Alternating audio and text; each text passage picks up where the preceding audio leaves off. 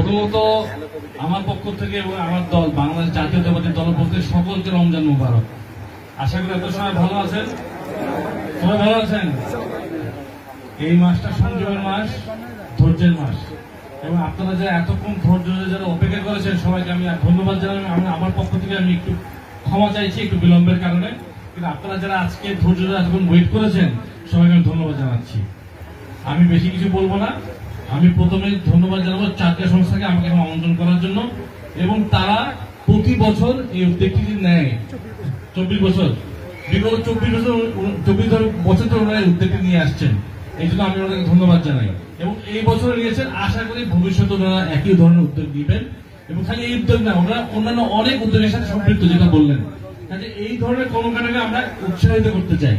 আমরা চাই এই ধরনের উদ্যোগ যেন আমাদের দলের নেতাকর্মীরা যে যেভাবে পারে সেভাবে যেন প্রতি বছর নেয়, এবং যেখানে যেখানে জনগণের সম্পৃক্ত হতে পারে সেখানে সেখানে জনগণের সাথে সম্পৃক্ত হয়। কারণ আমাদের মূল কাজ কিন্তু এটাই, মূল কাজ হলো আপনাদের সাথে সম্পৃক্ত হওয়া, আপনাদের কথা শোনা, আপনাদের সহযোগিতা করা। এটা হলো মূল কাজ একটা রাজনৈতিক দলের, একটা রাজনৈতিক ব্যক্তির মূল কাজে এটা, এবং সেই কাজটা ওনারা আজকে সম্পন্ন করছেন। ওনারা এই জন্য সকলকে ধন্যবাদ জানাচ্ছি। আমি বেশি কিছু বলবো না। এই মাসটা যেটা বলি ধৈর্যের মাস, এবং আমাদের ধৈর্য ধরতে হবে।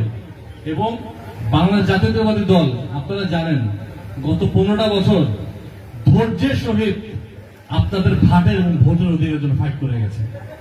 এবং 5ই আগস্ট আপনারা যে ঘটনাটা আমরা দেখলাম, এটা কিন্তু বাংলাদেশের জনগণের ধৈর্যের এবং চিন্তার এবং আন্দোলনের ফসল, যেটা আমরা সকলেই সম্মিলিতভাবে করেছি। কাজে আমরা যদি একতাবদ্ধ থাকি, ইনশাআল্লাহ আমরা সুন্দর বাংলাদেশ গড়তে পারবো। আমরা এরকম এই যে আজকে উদ্যোগ, এই ধরনের উদ্যোগ নিয়ে যদি মানুষের পাশে আরো দাঁড়াতে পারি, আমরা সুন্দর বাংলাদেশ গড়তে পারবো। কাজে আমরা ভবিষ্যতে সুন্দর বাংলাদেশ আশা করি, স্বপ্ন দেখি। এবং আপনারা সবাই ভালো থাকবেন, এবং আশা করি আজকে প্রোগ্রাম সুন্দর সম্পন্ন হবে, এবং রোজার বাকিটা সময় আপনাদের সুন্দরভাবে ভালোভাবে কাটবে। ধন্যবাদ।